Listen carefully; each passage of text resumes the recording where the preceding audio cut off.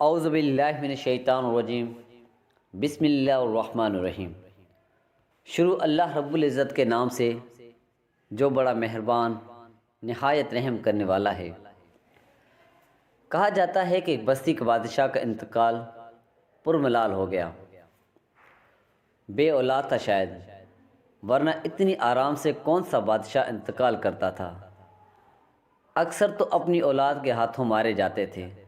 خیر، کہتے ہیں کہ بادشاہ کی وفات پر وزیر با تدبیر نے ایک انوکھا طریقہ انتخاب جاری کیا کہ آج سے 3 دن بعد جو پہلا شخص بستی کے صدر دروازے پر دستک دے گا وہی ہمارا اگلا بادشاہ ہو۔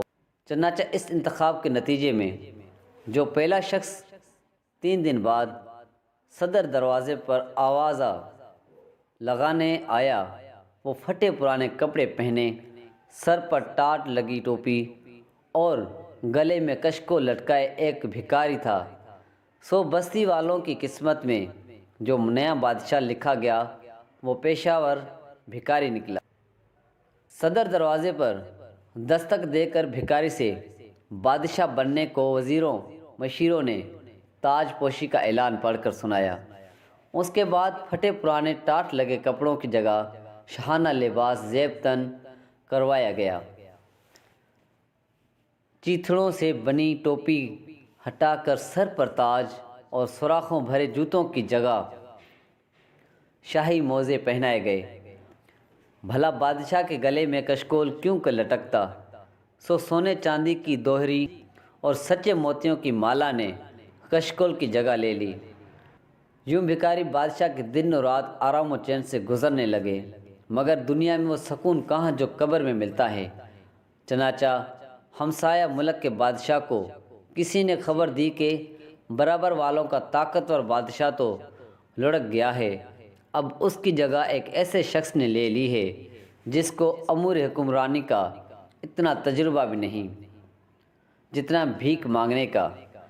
ذل الہی نے یہ سنا تو کافی محفوظ ہوئے اور کہا کہ بہت عرصے سے اس بستی پر قبضے کے خواب دیکھ رہا تھا جو پچھلے بادشاہوں کی طاقت اور عقل و فہم کی وجہ سے تعبیر نہ پا سکے، مگر لگتا ہے اس بار قدرت بھی یہی چاہ رہی ہے کہ ہم اپنے ملک کو مزید وسیع کر لیں۔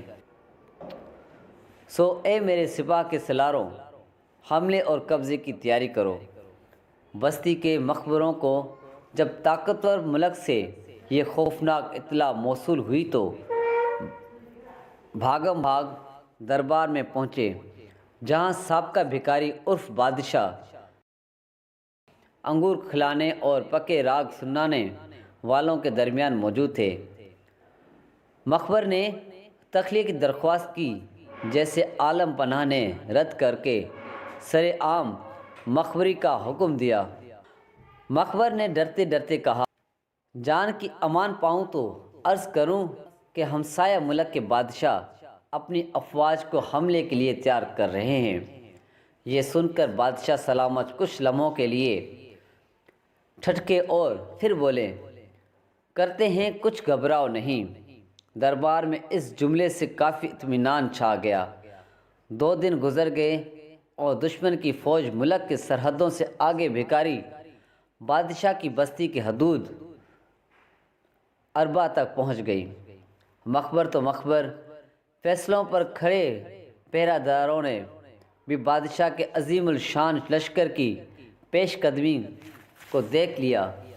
سب لگے دربار کی طرف دوڑ لگانے، جہاں بادشاہ سلامت دوپہر کے بڑے کھانے کے بعد قیلولہ فرما رہے تھے۔ کنیزوں نے ایک پھول موتی دا مار مار کر جگا کے، عالم پناہ خدا کی پناہ، ذرا باہر کی خبر لیں، دشمن سرحدوں تک پہنچ گیا ہے۔ بادشاہ سلامت ہڑبڑا کر اٹھے، دشمن افواج کی پیش قدمی کی خبریں سنی اور بولے، ٹھیک ہے، سمجھ گیا، کرتے ہیں کچھ۔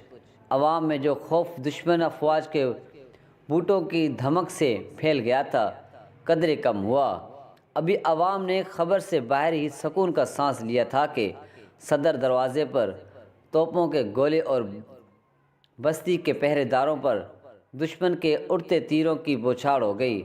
عوام جو بادشاہ سلامت کی طرف سے پالیسی بیان اور جنگی چالوں کو عملی جامہ پہنانے کا انتظار کر رہے تھے، سخت خوف زدہ ہو گئے۔ اپنے گھروں، دکانوں، کھیتوں، خلیانوں کو چھوڑ کر محل کی طرف بھاگ چلے، اور دوسری طرف دشمن ملک کی فوج نے بھی محل کی طرف رخ کیا۔ راستے میں جس نے بھی اس پیش قدمی کو روکنے کی کوشش کی، اس کو موت اور تباہی کا منہ دیکھنا پڑا۔ یہ حالت ذرا بستی کی فوج کے سپہ سالار اور امور مملکت چلانے والے وزراء اور مشیروں کے ذریعے شہنشاہ تک پہنچی تو وہ سمجھ گیا کہ اب پانی سر سے قدرے اونچا ہو چکا ہے کہ زیادہ دیر ناک منہ بند کر کے اس پانی میں رہ موت کو دعوت دینا ہے۔ ایک طرف عوام کے غیظ و غضب سے بھرے نعرے محل کے در و دیواروں کو ہلا رہے تھے، تو دوسری طرف دشمن کی توپیں زمین کو لرزا رہی تھی۔ ایسے میں بھکاری بادشاہ نے بھرے دربار میں اعلان کیا، میں نے فیصلہ کر لیا ہے۔ تمام درباری منتظر تھے کہ بادشاہ اپنا فیصلہ سنائیں، جس پر عمل درآمد سے بستی اور بستی کے عوام کو دشمن کی چیرہ دستیوں سے بچایا جا سکے۔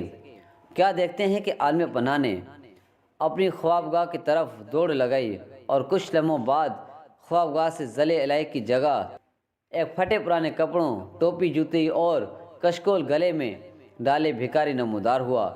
گلا صاف کر کے بولا، بھائیوں، یہ حکومت وغیرہ تو میرے بس کی بات نہیں۔ ہاں، اگر کبھی بھیک وغیرہ مانگنی ہو تو خاکسار کو ضرور یاد کر لینا۔ آپ کی نوازشات کا شکریہ، میرا تو اس مملکت میں کچھ لینا دینا نہیں، سو جو کشکول اور ٹاپ پہن کر آیا تھا وہی پہن کر جا رہا ہوں۔ اب آپ جانے اور آپ کی بستی آباد رہو تے شاد رہو۔ اگر یہ ویڈیو آپ کو پسند آئی ہو تو اس ویڈیو کو ضرور لائک کریں اور اپنے دوستوں کے ساتھ شیئر کریں۔ شکریہ۔